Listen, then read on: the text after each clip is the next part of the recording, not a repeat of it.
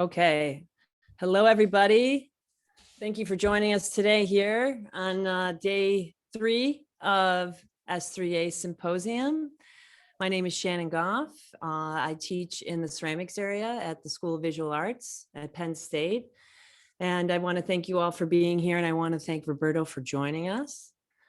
And then I'm going to introduce him for you all. Okay. And because I hold Roberto so close to my heart, this introduction may be extensive. I hope you appreciate it. Okay. It gives me great pleasure to introduce Roberto to you today. My first introduction to Roberto was through his exceptional portfolio he submitted with his graduate application to our MFA program in 2012. The draw to his work was immediate. The gravity of his ideas and the fresh and much needed alternative perspective he could provide to the field and beyond. I felt he was a diamond in the rough with a radiant future. His work was widely received amongst faculty throughout the School of Visual Arts. He ranked at the top of our recruits and we awarded him an assistantship. Roberto and his work have brought great energy to both the ceramics program and the entire SOVA community. During his time here at Penn State, he was an incredibly active member within the university and local community, as well as both nationally and internationally. His ability to balance everything was most impressive. He is a tireless worker with a heart of gold. A brilliant artist with a uniquely rich skill set and genuine spirit, Roberto is a potter, a painter, a poet, a provocateur, a sculptor, a survivor, and perhaps most importantly, an activist. One of his major goals as a graduate student was to put his face where it doesn't belong. His thesis, Defacing Adversity, putting a face on the forgettable, challenge notions of class, race, and art world hierarchies. His work has continued on this fearless track and operates as an empowering agent of change. He elevates craft, disrupts boundaries, and has transcended into the world of contemporary art. He has achieved velocity, speed plus direction. He is a true force. Roberto has an innate ability to connect in the classroom. His down-to-earth, charismatic nature, warm smile, and good humor are magnetic. His rise has heartened a whole new generation of artists. He has given a voice to many previously not heard. Roberto serves as a beacon of hope. He has set himself on a most ambitious trajectory. When he left Penn State, I always believed great things awaited him. It's only been 6 or so years since he graduated, and he has wildly exceeded all expectations. Despite the success in recent prestigious awards, 2015 NCECA Emerging Artist, 2016 USA Bar Fellow, 2017 PSU Forum Speaker, 2018 Tyler School of Art, Head of Ceramics, 2019 Rome Prize. Despite all those fancy pants awards, Roberto is without ego. This is a rare trait. His vision is much larger than himself. He is a steward with the selfless intention of advancing entire communities. Roberto is not a calculating opportunist, but someone passionate about creating opportunities for countless others. This ethos makes him a gifted educator. It's been a pleasure to witness Roberto's multifaceted practice evolve and expand as it continues initiating conversations and movement towards progress. Roberto is a 21st century artist rewriting history. His work is included in many institutions and museums nationwide, including our very own Palmer Museum of Art. Most recently and notably, his piece, Ghetto Crater, is now in the collection of the National Museum of African American History and Culture at the Smithsonian. Roberto is represented by the distinguished Wexler Gallery in Philadelphia. He serves on the board of directors at the Haystack Mountain School of Craft and has also started a scholarship for people of color at the school. We connected a few weeks ago, and he mentioned he is looking for land between Philadelphia and State College, as he would like to build a residency for people of color on a small farm. He wants to help his parents return to the farm life they grew up on in Puerto Rico. He wants his little boys to learn how to grow food. I know this desire will eventually come to fruition.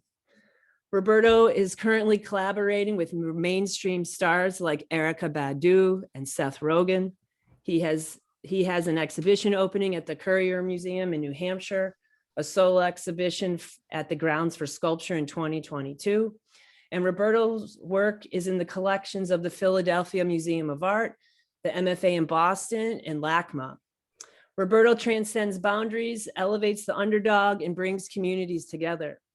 He is as real as it gets, and in the words of the great Missy Elliott, he is on the rise like the sun. Please join me in welcoming the inimitable Roberto Lugo. Hey everybody, I am so beyond thrilled to be here with you today. I'm in Glenside, Pennsylvania, which is where I found myself, which is a suburb of Philly. And, I was really excited about this opportunity because when I gathered in a conversation with, oh, I love that cup, Shannon. When I gathered in a conversation with Simone and Helen and the great folks that organized the symposium, the idea of sustainability came up, and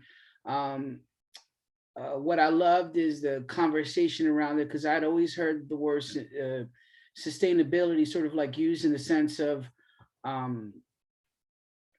improving our circumstances with like climate change, and so one of the things that somebody brought up is sustainability as being a format to of sustaining one's career, and that's something that I've actually thought about quite a bit.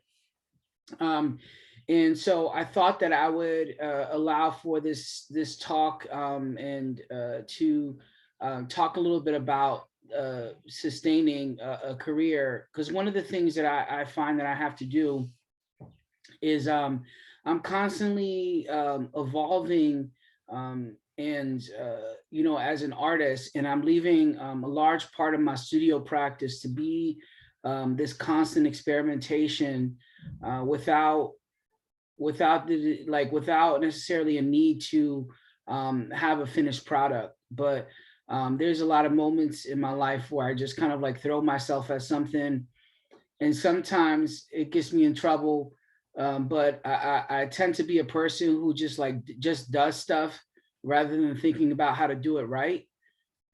Because a lot of times I think like the hesitancy and the planning that comes in doing something right often like leads us to be uninterested in it, or like see it as work. And so I try to fulfill my studio practice in my life with a lot of things that I don't really feel like are work, but the passions of mine. So as many of you know, at the beginning of this, I had a little trouble logging in, and so one of the things that I had was a slideshow, but a lot of those images are actually from I switched computers. A lot of those images are actually from my Instagram, which is a really great archive of what I'm doing. And it's actually, I view Instagram as a really useful tool, and I use it in a different way than most people. I would say like my Instagram is like less about getting followers, and it's more about like how to contribute to the culture of contemporary craft, of ceramics, and of the communities that my work is trying to reach in a really organic way. And so I want to explain a little bit about how that might look literally, in a sense, to give you an example of how I've done that. So here in Philadelphia, the Clay Studio, which is a great program, they often bring clay to classes for students, and students in classrooms like the one I grew up in. And I've even had the opportunity to teach in a juvenile detention center here in Philadelphia. And that Clay Studio is moving to, they're moving from Old City, which is one of the most wealthiest part of Philadelphia, into my old neighborhood. And in my old neighborhood, there's a lot of like discussion around gentrification. And so, gentrification is not just like a physical ownership of property, but it's also a gentrification of culture. And I thought to myself, like, how could we participate in this new community without being invasive, and also without being too assumptive about like what people there are interested in or what they do and don't know. And so they had a lot of ideas of how to introduce this move by, having a block party or having like going door to door. And I said, you know what, why don't we just like set up pottery wheels, me like on a pottery wheel on a generator in different parts of the city, and just start throwing and see what happens. And what ended up happening is kids will come after school and they would see this dude doing something they'd never seen before, and they would gather and watch, and that would create conversations. And then in another space I would throw, and then somebody who I just saw dealing drugs, and somebody who I just saw, like, I grew up in this neighborhood, so I knew the sort of like sex working community. And so, even people that were sex workers came up, and like I taught them how to make pottery, and I was teaching all these different kinds of people how to make pottery. And then, it started this thing where, maybe at the end of the day, those people don't become potters, but the implications are much larger than that. For me, the implications are that people see themselves reflected in every facet of life, and they begin to think to themselves that like anything is possible. And so that's really like the largest thesis of my artwork. And so one of the things that I want to show you, to sort of talk about that relationship between my past and how it feeds who I am as an artist is, the other day I had an opportunity to take my family to the Philadelphia Museum of Art. And it just sort of like happened. I don't want to say by accident, but um, it happened like my parents just so happened to already be here in Philadelphia. And the Philadelphia Museum of Art, they have a new wing to the museum. And this new wing, they're highlighting contemporary American art. And they've been planning this for a really long time. And I was grateful to be selected as one of the artists. But I just thought to myself, what an opportunity that's come up for me to take my parents to a museum in our hometown, and for them to see what that looks like. Because I think a lot of times it's really abstract. And so my life is often this collision of these two worlds coexisting. And so I want to present that to you today. In the Philadelphia Museum of Art. Are you excited, Mom? Yes, very excited. And your wife. Theo, are you excited to see my work in the museum? Otto, are you excited too? He said no. And Mommy, are you excited to see my work in the museum? What about you, Dad? You excited? Yes, sir. Where we going at? All right. Mama, thank you. Otto, this is Otto. This is Otto.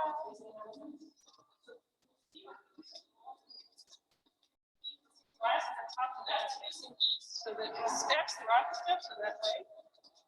And it's so exciting. Oh my goodness.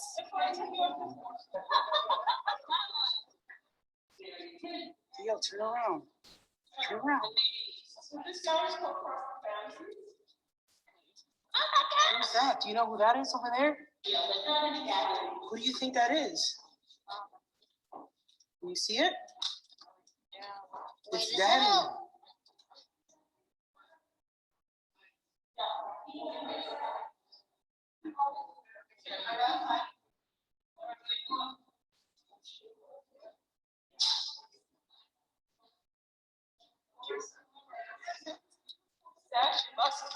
Benjamin Franklin, made by the most famous sculptor, Don. You ever know?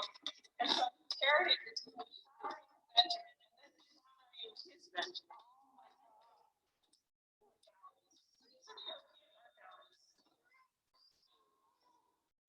What do you think, Otto? La belleza incomparable.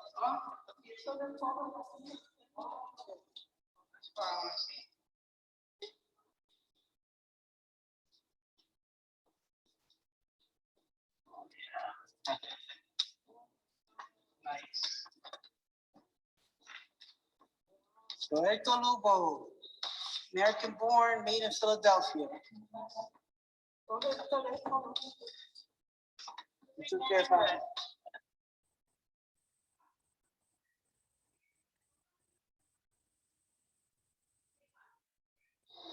Hey y'all, I am here at the Philadelphia Museum of Art with the world famous Philadelphia Museum of Art with the curator, Elizabeth Agro, and I got my whole family here.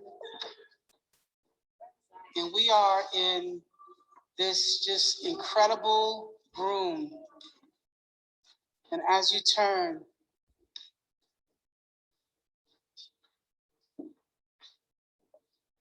are you kidding me?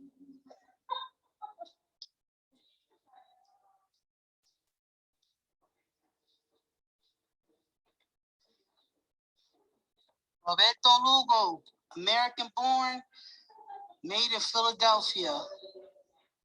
I think I made it. I think I made it. In the Philadelphia Museum of Art. Are you excited, Mom? Yes, Sorry, there it's is. playing again. I'm gonna pause it here. So, pull up my window. I hope this is still I can't see anybody, so I hope y'all can still hear me over there. But you know, one of the things that there's a couple of things that happen there. You know, my parents, they've come out to see my artwork and my exhibitions in places like an art fair. That's happened quite a bit every year. You know, I exhibit at Art Miami and things like that, and so I tend to you know, take them to see those type of things, but they hadn't necessarily seen me in this context. So it what it did was it put all of these worlds into one place in a way that they didn't expect. And, you know, I think they're still processing it. And when I was there with the curator, we engaged in this conversation.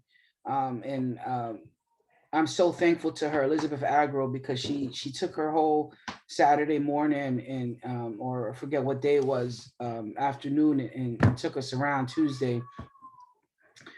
But she was explaining to me how that one piece, this century vase, which is the history of it, it is from the 1876 World's Fair in Philadelphia.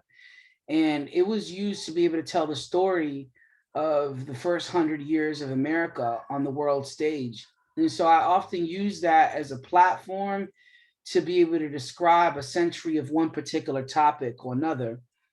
And so in this piece, it has Ben Franklin on one side, it has my portrait on the other side, and it has a lot of like references to hip hop, whether it's through lyrics, like this, the vase itself is called All About the Benjamins, which is a hip hop song. And then wrapped around Ben Franklin's portrait, it says, "Ain't no such thing as halfway crooks." And now that this piece is in the museum, they take school kids through there all the time. And the curator was listening in on one class the other day, and she said this one child that barely ever speaks, he was able to articulate to the rest of the class what that piece meant. And he talked about it for, she said, about 14 minutes. And then one of the things that he said is that this is the only thing that I've seen at this museum that represents me. And to hear that from a child is, I can't quite describe that feeling, you know. And that's true actually of a lot of my career. I have a lot of these moments where I don't really know how I got myself in the position that I have, you know. And you know, there's like a lot of imposter syndrome that happens, and I think that's true for a lot of artists. And I think that's one of the things that I wanted to talk about today, in terms of this idea of sustainability, because I think that one of the things that's not really taught in higher education is like in the arts, how a student and a person seeking a degree in the visual arts will be able to support themselves. It's almost like money is an ugly thing. And I think part of that is because a lot of the people who have historically gone to school for the visual arts have not had to worry about things like that. So, I mean, if you have a lot of people that come from middle class, upper class families looking at a degree in arts, those people eventually become educators. And then those educators, don't feel like it's important to engage with their students about things like, how to sustain your career, how to continue to make artwork amongst all the obstacles you're going to have in front of you. And so this is one of the cases where I'm really lucky to come from where I come from. I guess there's a lot of reasons why I'm lucky to come from where I come from, but one of the reasons why is because everybody around me growing up, everybody hustled. That was the constant theme. And so we're always thinking about our money, and not our money is in like we're going to become rich, but our money is like if we're not aware of our money, we will not eat. And so it's a different set of priorities that exist within me that I'm constantly like pursuing as an artist and a person. And so one of the things that I noticed in a lot of my students when I engage in conversations with them, I asked them the other day in my senior class, and I said, what are y'all looking for in a residency? And one of the students responded to me, the first student that responded to me said, well, I'm just looking for whoever will take me. And that hit me for a little bit because, I invested all this time in this young person and I see so much promise in them. And at the end of the day, through all the things that I've taught them, they still feel like they're unworthy and that they should just take wherever accepts them. And part of my job as an educator is to constantly remind them that they are worthy and that they're equal to all the other people that are applying to these positions, to these residency slots. The only difference is that those people somehow were talked into or believe in themselves enough to apply for it. And so, I view one of my roles as an instructor. I feel like I fit a lot of caps. One of my students described my class the other day as like, half research, a quarter of it is therapy, and then a quarter of it is just hanging out, and I actually find that all of those things are really important. Not that I'm a therapist, but it's amazing how often as educators, we don't check in on our students and just say, start off class by saying, how you doing? How are you? What's going on? Like, is there anything you want to talk about today? And I find that that's, for me, it's amazing that the sort of responses that I get, that I have gotten from my students in that regard, because they have a lot of things inside of them and they don't have any place to let it out, and so it's this opportunity for me to allow them, if they're willing and interested, to be vulnerable and to share. And I feel like that builds a trust. And as a teacher, I feel like trust is really important, because what winds up happening when people trust you is they understand that the feedback you're giving them is not driven by you wanting to keep them down, or it's not driven by jealousy or other issues. The reason why you're offering them constructive criticism is because you are genuinely invested in their well-being in terms of their art making. The other thing that I have found as an educator is like, not my role to decide what's good or what's bad. And so I don't really use those words to describe art. One of the things that I feel like are the thing that I'm looking for out of my students is that they mean the things that they're making artwork about, and that they're invested in those things. So I always say, like, when you're making artwork, the one thing that you can control, that's the most important thing, is to mean it, and meaning it comes from different ways. Sometimes meaning it comes from the research that you do, how much you think and look up and do background information on what you're making. It can come in that form. It could come in the making process. how long you've spent working on that piece. I think that's another form of meaning it. And then I think also where the content comes from. Like if you're sharing something really vulnerable in your artwork and that's represented in it, you know, that takes a lot. And if you, and you know, one of the things I find is like, if you're taking a lot of, you know, emotional things and put it in your artwork, I don't really feel like it's also the responsibility of the artist to, you know, research that in a certain way or spend that much time on it in a certain way. I kind of feel like all those things are equally valuable and can be present in artwork and make it seem like you're meaning something. So, you know, through that lens, through this conversation of talking about, you know, what, you know, through this lens of, you know, discussing, you know, the sustainability of an artist through, you know, through a visual arts career, I want to show you a few things. And actually, now that I think about it, my page is probably the best place to do this at. So one of the things that you need to understand about my artwork is that my artwork is not just meant for one particular type of person.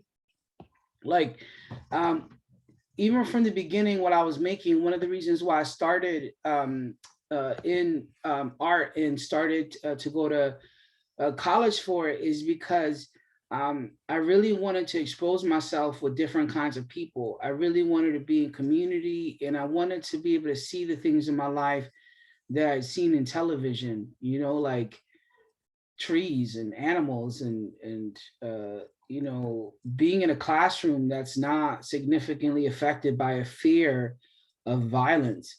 And so it was a different approach to it. And so today, my work is really broad in terms of who I'm trying to feed with this. I don't think it's good for me to just make artwork for other people of color. I don't think it's good for me to just make artwork for white people or for people of one type of gender.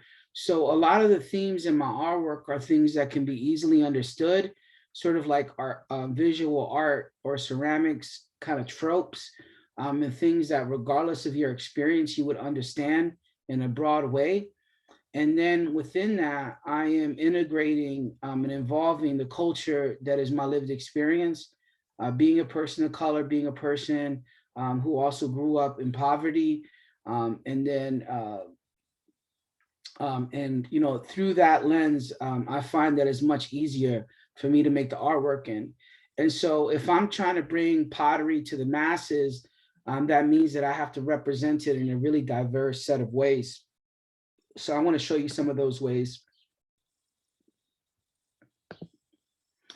So here's my Instagram page. And for those of you who don't follow me, it's Roberto Lugo without wax. And every month I do a pottery sale. And as part of my contract with the gallery that I work with, I'm allowed to sell pottery directly to the public without their influence or input. And this was really important to me early on because my first intent when I started to go for school for ceramics was to be a production potter. And I quickly found out that that wasn't a possibility for a few reasons. One of the reasons being that people kept talking to me about my race. That's a subject that always came up. And sort of like in a friendly way, almost like people saying, you know, this would be a good idea if you start making work about this, you know? And then the cost, like the expense of going to school, thinking about the fact that like I would have to somehow, you know, make a living off of selling cups. And so now the cups have sort of become this accessibility thing. And every single month I design a different style of cup. And I sort of treat it like you would Air Jordan sneakers, where there's a new iteration that comes out, you know, every couple months. And so these cups are priced, they're still priced pretty high. They're about $300, but priced in a way that like someone could save up for. And then I also have a culture, a tradition of giving away a lot of my pottery to underprivileged communities as fundraisers, directly to artists and people who can't still afford them. And so making a lot and being productive in this way allows me a lot of availability that I wouldn't otherwise have. And so, you know, one of the things too is also to like influence the culture. Like, for example, here's a video of me trimming a pot, but rather than sort of like trimming a pot and having some like blissful, you know, soft music, I have some hip hop playing in the background. Mine, I got mine, I'm swayed. Is it real, son? Is it really real, son? Let me know it's real, son. If it's really real, something I can feel, son. Load it up and kill one. Feel, son. If it's really real. When I was a little stereo, I listened to some champions. I always wonder when I was the number one. Now you listen to the dark, and the dark and sorry. And it is not just me. Me, I want to go the rain. Brothers wanna hang with the memory of rope. The only way you hang is by the neck, nigga. Come into your projects, take it as a threat. Let it get it's a promise. Coming from a vet on some movie and all shit. Nigga, you can bet your bottom dollar. Shannon knows this foot really well because we used to laugh about it in grad school. This foot that I would make in the bottom of my pot. But you know, it's interesting to me because, you know, it's a real subtle thing that a lot of people don't understand. Like when somebody comes to this, some people might come to that video to learn how to trim a foot and to see how I trim a foot. A lot of potters do, but their style of music and their whole like lived experience, that song is like really might be foreign to them. But somebody who comes from where I come from, the act of making pottery is a foreign thing, but the music is very reminiscent. And so it becomes this sort of like experience that is really broad connecting, in that a lot of people will can find pleasure in it or a connection point in it, but for different reasons. You know, so my art has become this thing where I really use my Instagram for a variety of things. Like, for example, right now I'm working on a mural with Black Thought, who is the lead rapper in the band The Roots. And you can catch him pretty much every night with Jimmy Fallon because he's in a band there, and he's from Philadelphia. And so I'm going to show you a few iterations of that mural that have not been public, and I'll show those here. I also share some inspirational quotes and some of my poetry on here. I also think quite a bit about swag and sort of like extending the things that I make beyond pottery, or making references to pottery, but in other ways. And so, for example, a friend of mine and I were like joking about what kind of character I would play, a persona I would play if I had a Vespa. So we created this character called Vespa Rob, and you know, we made these stickers, and so people buy these stickers from my Etsy, and they're everywhere. People love those things. And I also have buttons. I also sell T-shirts like this, and often these T-shirts are sold for fundraising purposes. But it's amazing because what it allows me to do is use my social currency to be able to do simple things that are really accessible for people, like buy a T-shirt in order to support a cause. I'm also doing quite a bit with like persona right now. This is actually an image. This hat is something that I've been selling. It says, "Ask me about my pottery," which I think is like intensified when it's a person that looks like me. You know, like recently I was on a TV show called To Tell the Truth, and you know, 2 out of the 3 people that were the panelists didn't pick me as the person who was the potter, even though the segment was about me. And so, you know, it kind of just goes to show how, like, me walking down the street, somebody wouldn't assume that I'm a potter.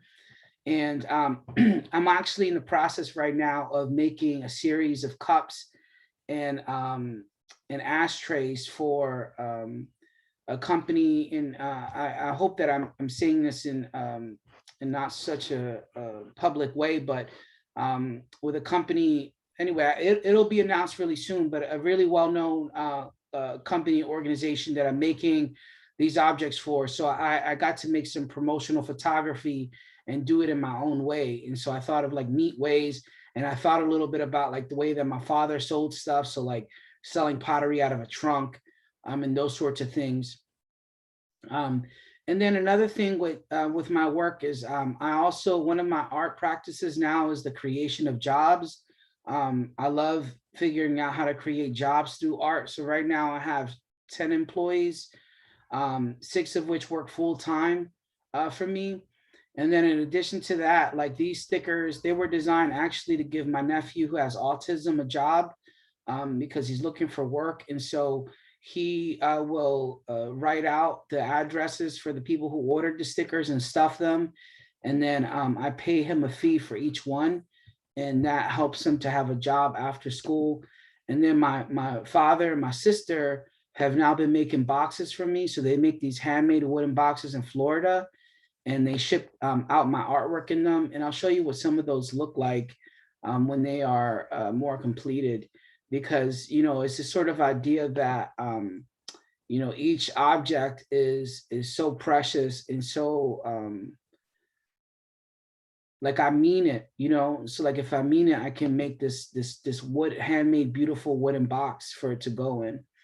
And I know I was a little bit late, so I'm gonna make sure we make time for some questions, but I really wanted to push in this idea of a studio practice being sustainable, and to start like taking away this idea that like the sale of artwork cannot only be done in a sustainable way, in a thoughtful way, but it can actually be used to do a lot of good, you know.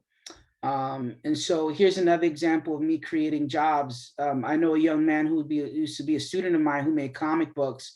So I commissioned him to make a comic book of my story.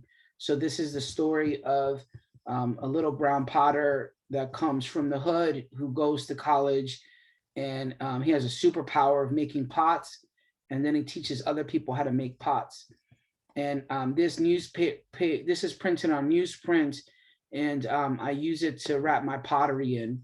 And I would say that honestly, a lot of that comes from my experience with working with Shannon, you know. And I think actually a lot of my studio practice and the diversity of it comes from her, because like you don't really see where the next thing is coming, you know. Like, you know, there's a central thesis and you know what she's about, you know. And but then like the artwork that comes from it is almost like it makes sense that it's coming from that person, but it always just like, it always hits you, you know. It's always like coming from a fresh place, and that's like something that I really wanted. And then I'll also like use my page to post other people. Here is me using a gun, using a gun stock, like the back of a rifle, as a paddle to make pottery with. So like I use that paddle to make these pots over here. I'll show you the one that I made. I think there's a picture of me somewhere using that and making a big pot with it. And then the last thing I want to just quickly show you before we move on to questions and everything is I wanted to show you an image of the mural that I designed for Black Thought. So I'm going to stop my share for a second so I can pull it up, because I had to email it to myself.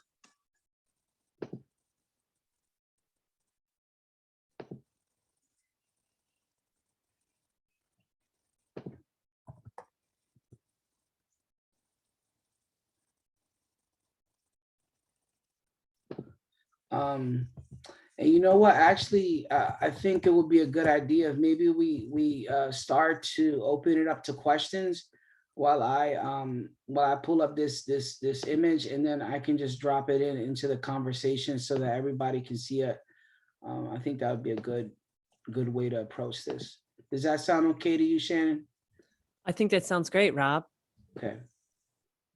So at this time, we have a few options. You are more than welcome to raise your hand. You can also drop a question into the Q&A, and I'm happy to ask your question. And while we give everyone a minute to do that, I will allow Rob to keep on doing whatever he needs to do to put it in the chat. Okay.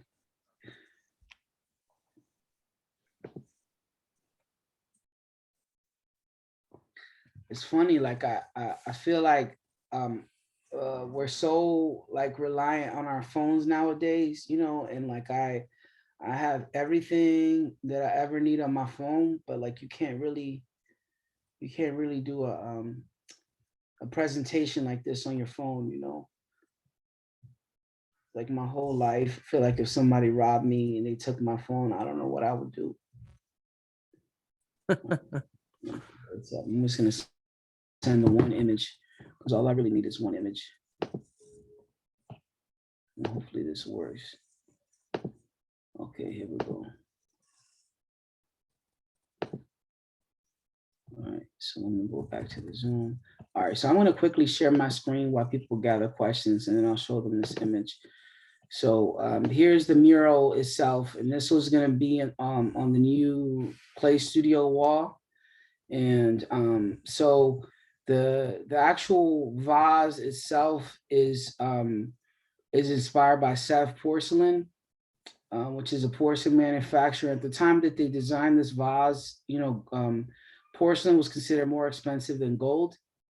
And so to own it, you know, is generally saved for royalty, which is something that I feel like most, you know, decorative arts scholars would like immediately understand, sort of like the richness of the history of this form, and then to put a Black man in the center of it with the Philadelphia skyline, and then adorning the sides of this vase are Sonia Sanchez and Amiri Baraka.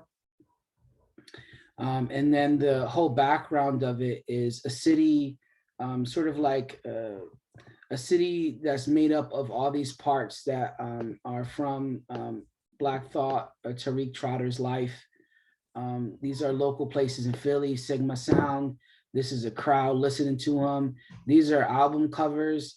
This one particular right here is an album cover for Rich Nichols, which is one of the members of the original Roots that has since passed away. And then Double T is Tariq Trotter's graffiti name when he was a youngster. And for those of you who don't know his story, this is a man whose both of his parents were either died or were killed during his childhood, and he was raised by his grandmother. And so on his piece, he really wanted the names of all of his children, and he wanted the name of his grandmother, and then he wanted his friend somehow included. So, you know, part of this process was like figuring that out with the artist, I mean, you know, with Black Thought himself, and then figuring out how to like visualize that and bring that to fruition. But, you know, also, if you don't have questions, if you can't think of any questions right now, one of the things that could be helpful for me is just a prompt. If you thought about like a line or a comment that you have, you know, or even a thought that might help me to sort of riff off of that, because I really like for this to be useful to you in terms of this conversation and this symposium. You know, I thought of a lot of different things, like, you know, I thought of this idea of shelter, you know, like there's so many intersections between my studio practice and a lot of the subject matter that are being covered in the symposium. And so I wanted to do like a less traditional artist presentation, because I think actually most of you, many of you have probably already seen me give my normal artist talk, and I wanted to do something more like we were sitting in together at a table and engaging in that way. Rob, we have a question here I can voice for you, if that's okay. Yes. All right. Your work is so much about a particular place. How does it feel to see your work in the institution of museum gallery? Yeah. Well, it is about a particular place, and then it's also about that particular place being represented in conversations where it has not historically been. And so for me, I get a lot of hope to see it. It reminds me a lot, and maybe this is far reaching, but it reminds me a lot of like seeing a black president or seeing a black vice president, and seeing people in those places. You kind of feel like I felt like a little like I own a little bit more of this country. Like I'm more accepted and a little bit more in this country. And I kind of feel like when I place my work in these places, even though I made it, I feel really separate from it. I feel like it's a tool for other people to feel like they're part of the museum context. Like it's really great and everything to like go with my parents and see the artwork in a museum context, because for us it signifies overcoming of struggle and all the things that we've been in our life. To be able to be and have one of us in an institution like that, it really means all of us. And I kind of feel like that about the whole community that I grew up in. And most of the time people that come from where I come from, they also see it that way. Like when I was at the museum the other day, my dad was really nervous because there was a lot of security guards around, and they kept like kind of following us and everything. And I was asking, I was like, Dad, why are you so nervous? And he was like, oh, uh, uh, he was like, oh, because these people keep following us around. And I said, Dad, they're here because they know who I am and they're really excited to meet me. And some of them just like wanted me to sign something. And, in his mind, they're following him around because he's a person of color and they don't trust him, but he doesn't understand, like we were at the museum when nobody else was allowed to be there. Like it wasn't even open to the, not just to the public, but it wasn't even open to the donors yet. Like we were there on a very special, walkthrough. And so, it's this thing where my father, whose son is coming to a museum to see his son's work, and he still feels uncomfortable there, And so there's a lot of work to be done. But I could imagine if there were whole galleries filled with artwork like mine, and that had been a historic precedent, I don't think my father would feel uncomfortable. That was also the first time my father's ever been in the Philadelphia Museum of Art. And I myself did not go to the Philadelphia Museum of Art until I was about 27. But I used to be a security guard right across the street, and I used to eat my lunches on those steps. So I think that should tell you a lot. Hey, Rob, in your introduction, I briefly mentioned this goal you have of starting a residency. Could you maybe elaborate on that for the group today? Yeah, absolutely. Thanks. I appreciate it. So one of the things that I'm really hoping to do is to start this residency, and part of the premise about it would be that like I really want to have something that's close enough to the city, but I really want it to be sort of like a small operating farm, to learn how to grow food and to learn how to tend animals and take care of animals in addition to pottery. I want to kind of like learn a lot of these things myself, but they're part of my ancestry. Both of my parents grew up on farms, but in Puerto Rico.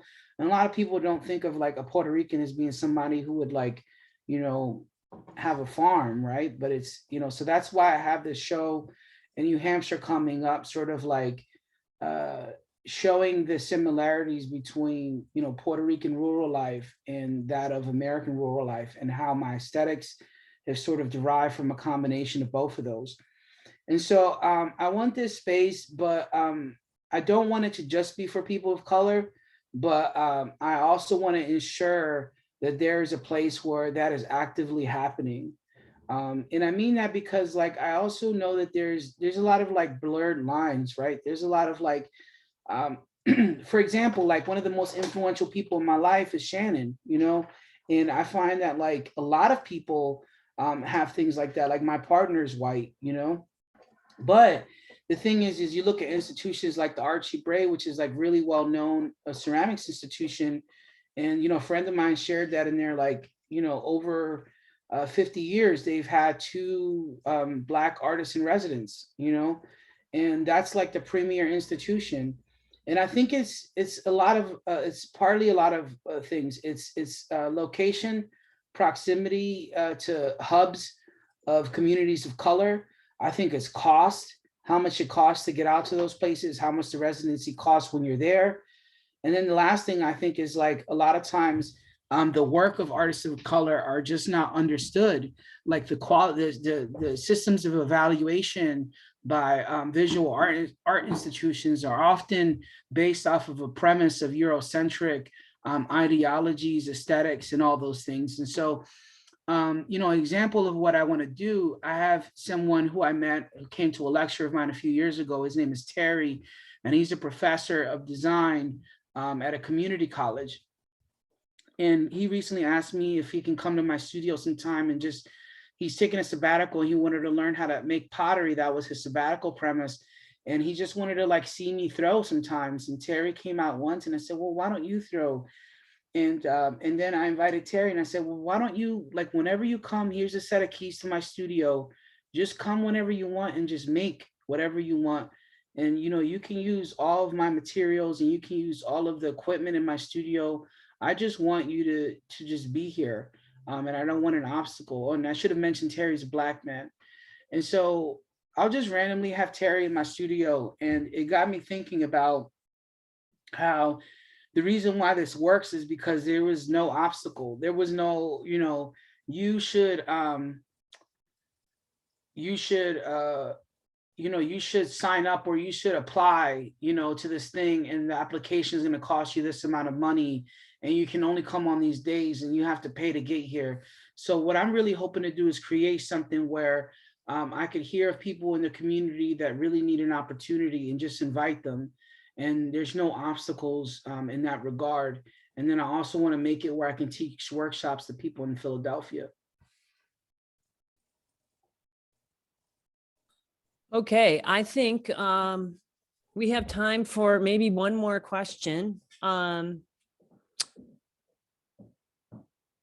And if no one has one, I have one. Rob, Yes. how do you maintain hope? Because I remember when you were about to graduate, you were not feeling the most hopeful. And I kept telling you that your ship was going to come in and you needed to practice patience. So how do you communicate how you navigated in, around, and through that and still found hope? Well, that's a really great question. How I navigate hope, because I think it's like, I think the main facet is surrounding myself with people that I trust, that care about me, and also I get a lot of messages, mail, pictures of people being introduced to my artwork, and responses from children sharing how inspired they are by my art. And even though, like, through school and through criticism and all these ways, I get distracted and I become saddened by those things, it's these like real subtle moments that I have where I learn that what I've done has affected people's lives in such a positive way that encourages me to keep going.